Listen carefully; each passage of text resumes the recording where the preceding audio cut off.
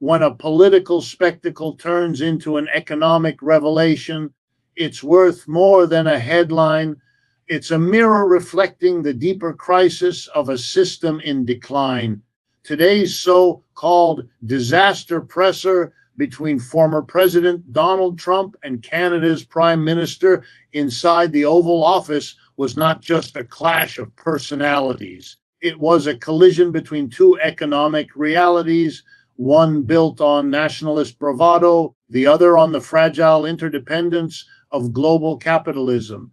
Chaos for most people feels like a collapse, a moment where control slips away and the future blurs into uncertainty. But what if chaos isn't the enemy? What if, beneath the noise and confusion, it's actually the birthplace of clarity? Every turning point in history, every breakthrough in human progress has emerged not from comfort, but from disorder. The question isn't whether chaos will come, it's whether you'll see it as destruction or as design. When systems break, when plans fail, and when what you once trusted begins to crumble, life isn't punishing you. It's preparing you. It's removing what no longer serves your growth so that something stronger, something more authentic can take its place. That's the hidden power of chaos. It doesn't just tear down, it rebuilds you from the inside out. There's a reason the most successful thinkers, entrepreneurs, and visionaries learn to stand calmly in the storm. They've discovered that chaos is a mirror. It reflects what's real. It shows who is built on purpose and who is built on pretense. When the economy shakes, when markets crash, when leaders stumble, it's easy to feel helpless. But the truth is, these moments separate those who react from those who rise. The people who use chaos as fuel don't ask, "Why is this happening to me?" They ask, "What is this trying to teach me?" That single shift in mindset is what turns an ordinary individual into a revolutionary one. When the world becomes unpredictable, clarity becomes your currency. That's when your mind must sharpen, not scatter. The people who thrive in moments of disorder are not the ones who cling to the past, but the ones who build from it. Look at history. Every crisis has two kinds of people, those who panic and those who prepare. The difference isn't luck, it's vision. One group focuses on what's collapsing, the other focuses on what's emerging.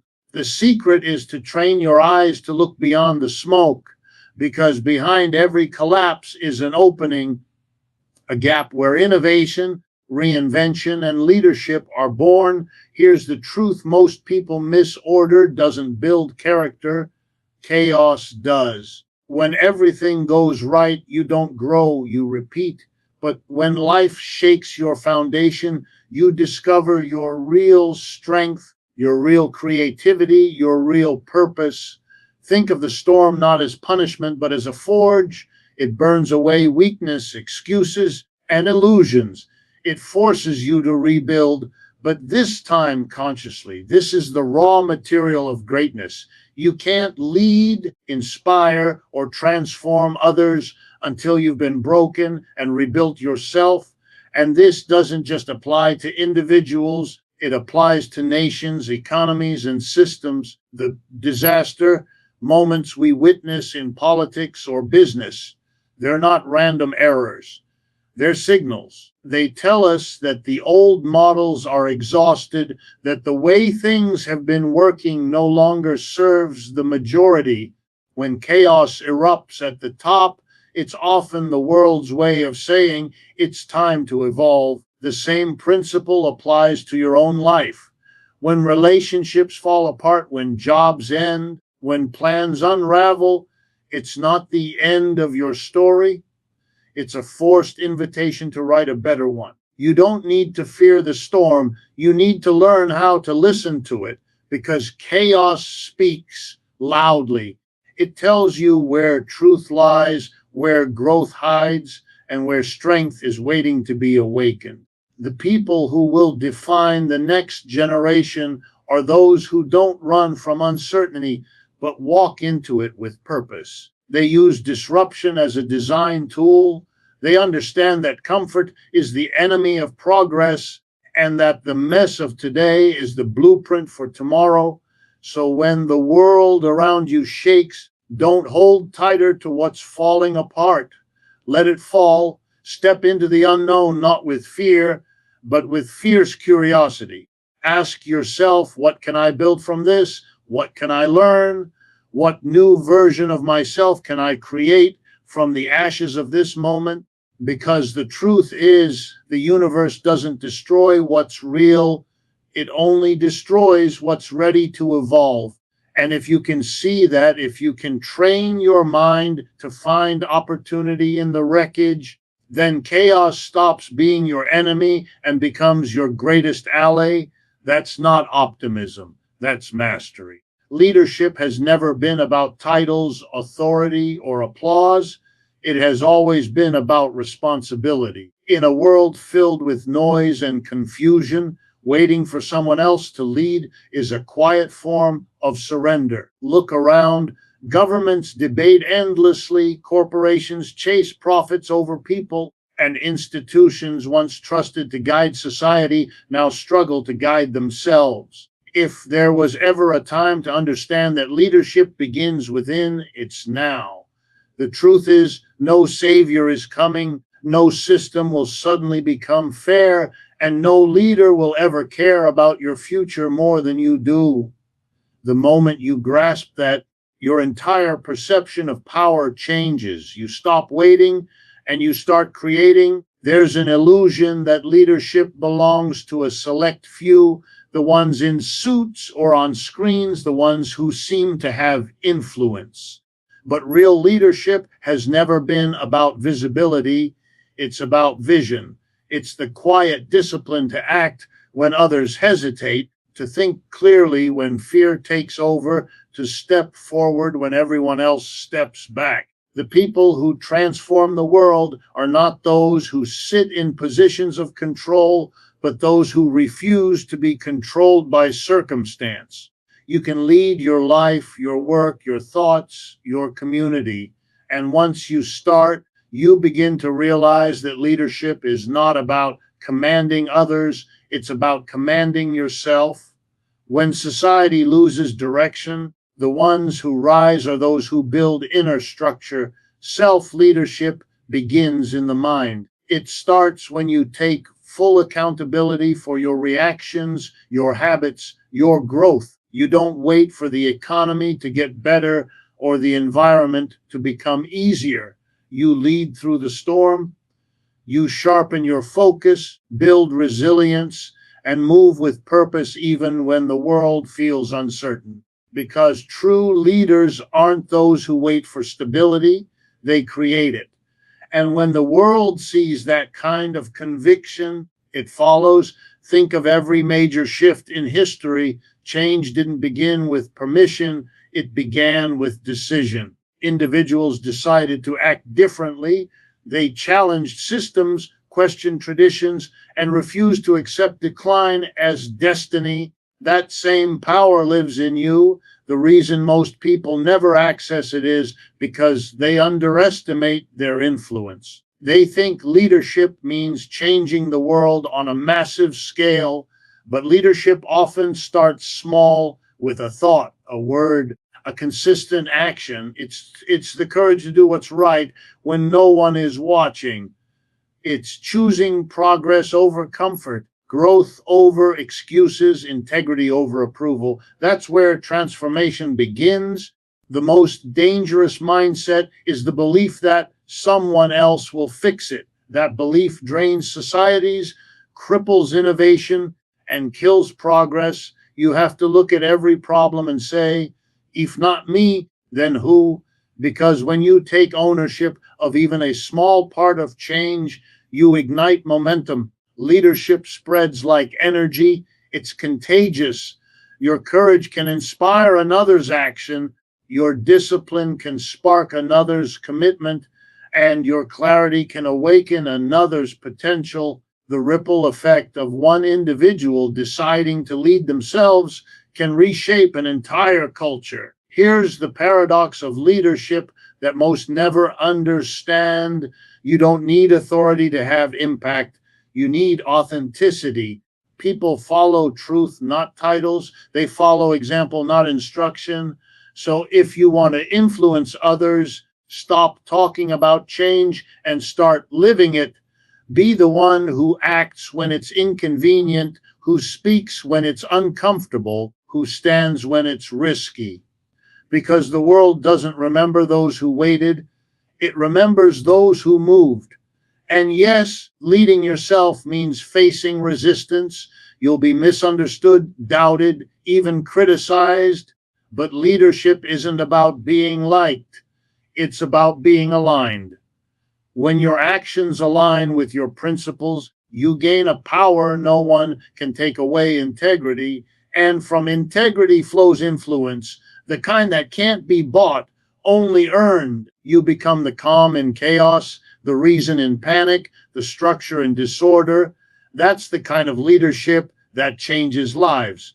So the next time you feel powerless, remember this: truth leadership is not something you receive, it's something you choose. Every decision, every response, every day, you are either waiting for direction or setting it. The world doesn't need more followers, it needs more people willing to lead themselves first.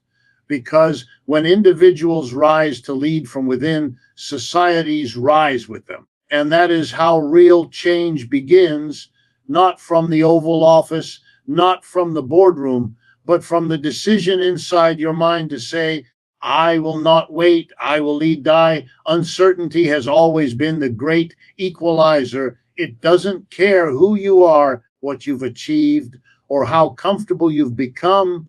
It arrives unannounced and tests everything you thought was stable. But here's the truth that separates the resilient from the defeated: uncertainty doesn't destroy you, it reveals you. It shows what you're made of, what you truly value, and how deeply you're anchored when the ground shifts beneath your feet. Most people wait for certainty to act, for perfect conditions to begin, for guarantees before commitment. But progress has never belonged to the cautious. It belongs to those who build strength in the fog, who move forward when the path isn't clear, who trust their purpose more than their comfort. Think about it. Every meaningful transformation in life begins with a question mark, not a period. You don't grow in certainty, you grow in challenge.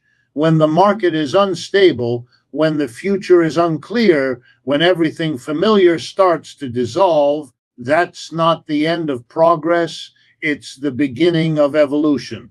The ones who thrive aren't the ones who avoid uncertainty, they are the ones who learn to operate within it.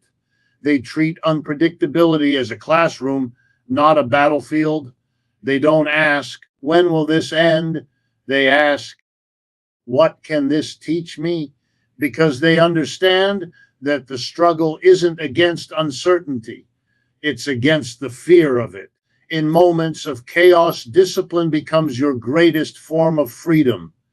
You can't control outcomes, but you can control preparation. You can't predict events, but you can strengthen your response. Resilience isn't about ignoring fear, it's about mastering it. It's the quiet confidence that no matter what happens, you'll adapt, learn, and rebuild. When everything seems out of control, that's the moment you must turn inward and become your own anchor. You develop habits that ground you, values that guide you, and a mindset that refuses to surrender. Because strength built in calm is fragile, strength built in uncertainty is unbreakable. History rewards those who dare to move through uncertainty with clarity of vision. Look at any leader, innovator, or pioneer who left a mark. They didn't wait for the storm to pass, they built during the storm. When others saw instability, they saw opportunity. When others froze in fear, they leaned into courage. That's the essence of growth. You become unstoppable when you stop needing the world to be predictable. Uncertainty is not your obstacle, it's your proving ground. Every time you act in the face of doubt, you reinforce your confidence. Every time you take one more step through confusion, you expand your capacity to handle life. That's how resilience is forged, not in comfort, but in confrontation. The mistake most people make is believing that uncertainty must end before peace can begin. But the most powerful peace comes not from control, but from acceptance. When you understand that uncertainty is permanent, you stop resisting it and start mastering it. You stop looking for guarantees and start building adaptability. That's when your potential becomes limitless, because nothing outside you can shake what's solid within you. You start viewing instability not as a threat, but as an invitation to lead yourself with precision, purpose, and patience. Imagine what your life could look like if you stopped waiting for things to settle. Imagine if instead you built stability inside the storm, if you became the person who thrives when everything else trembles. That kind of mindset doesn't just survive uncertainty, it uses it, it learns, pivots, and creates while others hesitate. The world belongs to those who can operate with courage amid confusion. Those who rely on certainty will always chase security. Those who build strength within uncertainty create it. So when the future feels unpredictable, don't shrink, expand. When opportunities vanish, don't despair, innovate. When fear whispers that you're not ready, remind yourself that readiness is a choice, not a condition.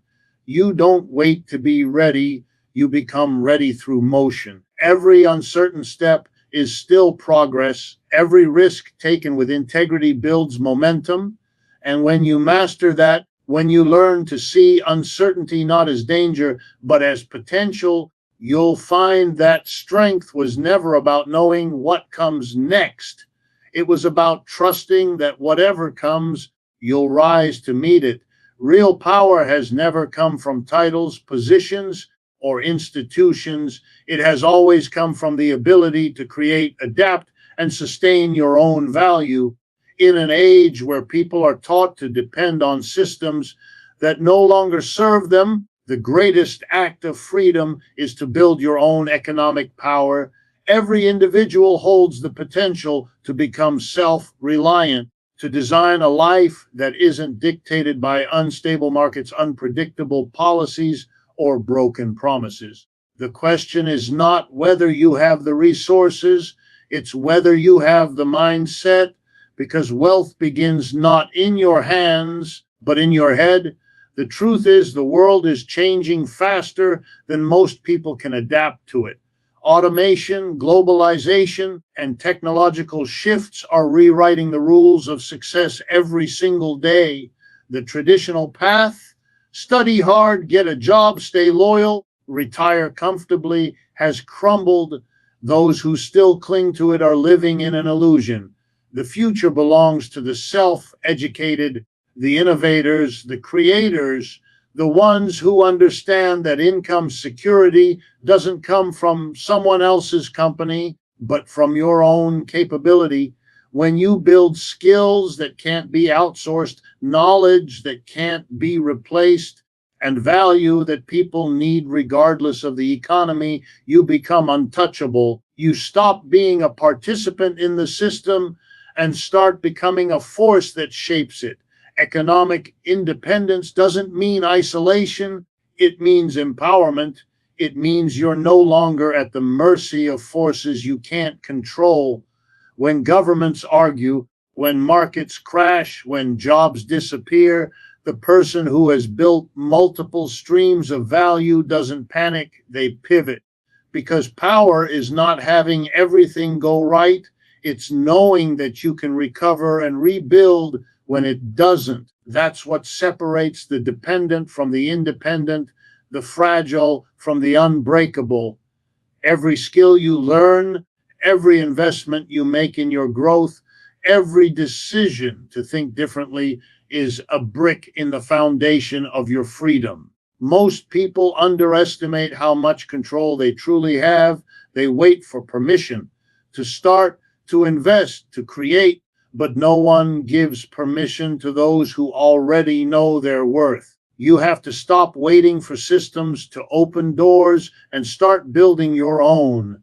The most successful people didn't inherit privilege, they inherited perspective. They looked at uncertainty and saw opportunity. They realized that the system rewards those who understand it, not those who obey it.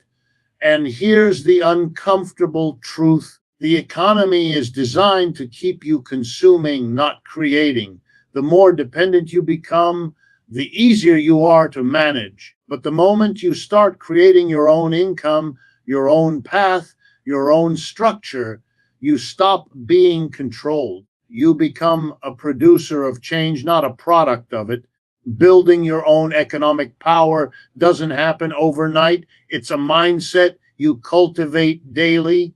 It's in how you manage your time, how you use your energy, how you choose your priorities.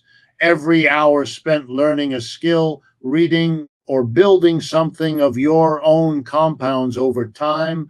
The goal isn't instant success, it's long-term sovereignty. When you think like an owner instead of an employee, your entire perception shifts. You stop asking, what can I get?